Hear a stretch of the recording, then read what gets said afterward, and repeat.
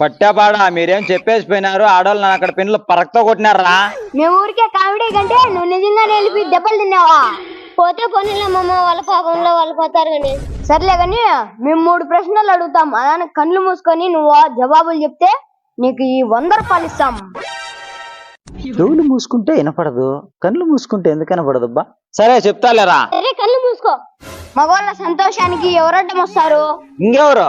ఆడ రాక్షసులు. ఆడోళ్ళ వల్ల నీకు ఏమి లాభం? ఆడవాళ్ళు నన్ను కొట్టడమే గానీ వాళ్ళ వల్ల నాకు లాభం లేదురా.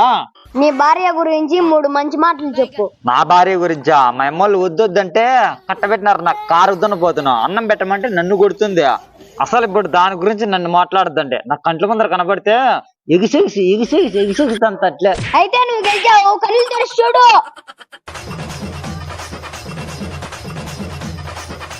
నా భార్య చాలా మంచిది, నన్ను ఎప్పుడూ కొట్టదు, అప్పుడప్పుడే కొడుతుంది. అన్నం పెట్టమంటే నన్నే పెట్టుకోమని తింటుంది. నా భార్య నిజంగా చాలా మంచిది.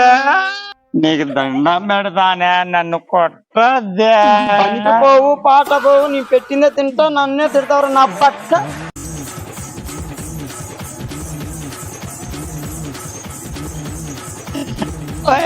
నా కొడుకు